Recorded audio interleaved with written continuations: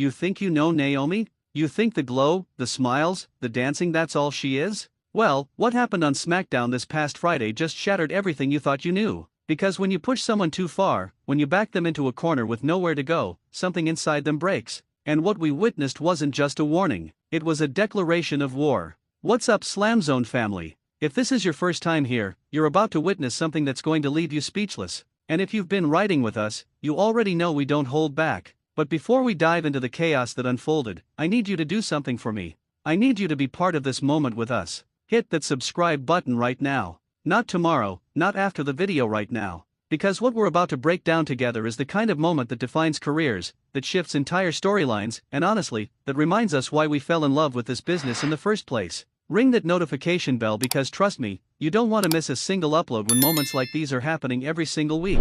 This is more than just wrestling commentary. This is a family. This is Slamzone, and we're about to experience something unforgettable together. SmackDown opened with an electric atmosphere in the arena. The crowd was hot, the energy was palpable, and you could feel something brewing in the air. Naomi's music hit, and the place erupted. But something was different. The usual confidence, that swagger, that infectious energy she brings, it was there, but underneath it, you could see something darker simmering just beneath the surface. She made her way down that ramp, and the camera caught it. That look in her eyes. That wasn't the Naomi who dances with the crowd. That was someone who had been disrespected one too many times. Someone who was done playing games. She stepped into that ring, microphone in hand, and the crowd quieted down because they knew. They sensed it. Something was about to be said that couldn't be taken back. Naomi started speaking, and her voice had this edge to it, this rawness that made every word hit like a sledgehammer. She talked about how she's been scratching and clawing her way through this industry for years. How she's put her body on the line night after night, proving herself over and over again.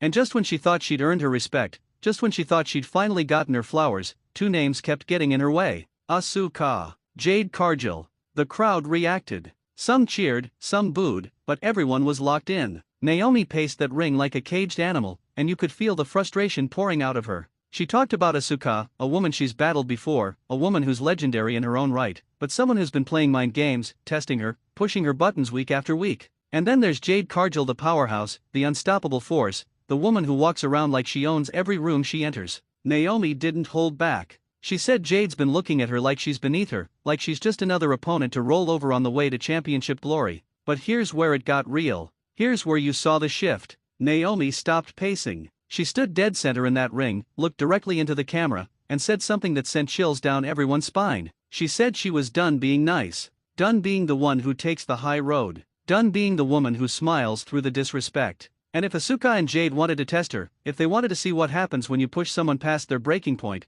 then they were about to find out exactly what Naomi is capable of when the gloves come off. The tension in that arena was suffocating. You could hear a pin drop. And then, just as Naomi finished speaking, Asuka's music hit. The Empress of Tomorrow made her entrance, that sinister smile on her face, mocking Naomi with every step. Asuka has this way of getting under your skin without saying a single word, and you could see it was working. Naomi's jaw clenched, her fists tightened, and the crowd was on their feet because they knew this was about to explode. Asuka grabbed a microphone, and in her broken but menacing English, she laughed. She laughed at Naomi, told her that she's faced bigger threats, tougher opponents, and that Naomi's little speech didn't scare her one bit. Asuka said Naomi's glow was about to fade permanently, and that if she wanted a fight, she'd get one she'd never forget. The disrespect was dripping from every word, and you could see Naomi's patience evaporating with each passing second. But before anything could pop off, before fists could start flying, Jade Cargill's music blasted through the speakers. And when I tell you the presence this woman has, it's unreal.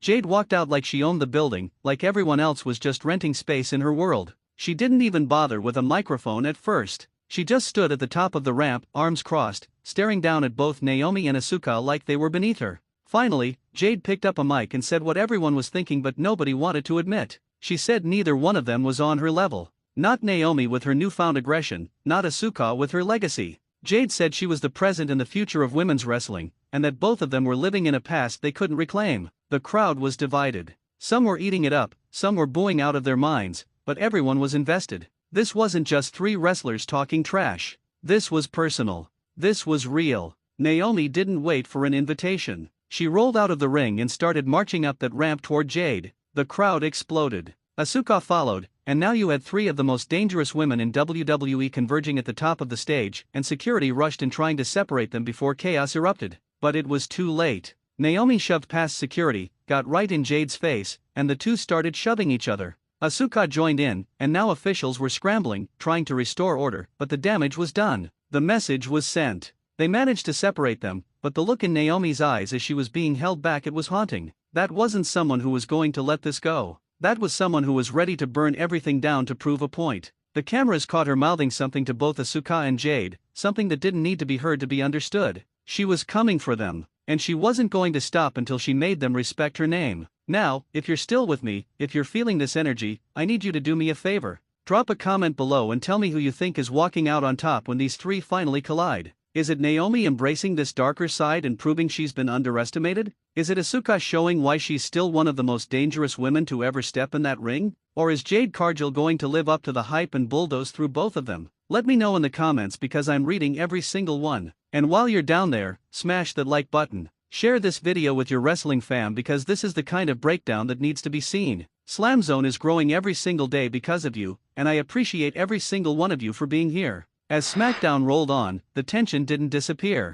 Backstage segments showed Naomi pacing in her locker room, her face still twisted with that intensity we saw earlier. The camera zoomed in, and you could see her hands shaking not from fear, but from adrenaline, from anger, from that fire that was burning inside her. A crew member tried to ask her a question, and she snapped, told them to get out of her face unless they wanted to become part of the problem. This wasn't for show. This was real emotion boiling over. Meanwhile, Asuka was shown in another part of the arena, sitting cross-legged on an equipment crate, that eerie calm surrounding her. She was taping up her fists slowly, methodically, like she was preparing for war. The camera caught her whispering something in Japanese, and even though we couldn't understand the words, the intent was crystal clear. She wasn't intimidated. She was ready. And then there was Jade. Cameras caught her in the trainer's room, casually doing bicep curls with what looked like 50-pound dumbbells, barely breaking a sweat. Her trainer asked if she was concerned about Naomi's aggression or Asuka's unpredictability. Jade just smiled, put down the weights, and said one sentence that's been replaying in my head ever since.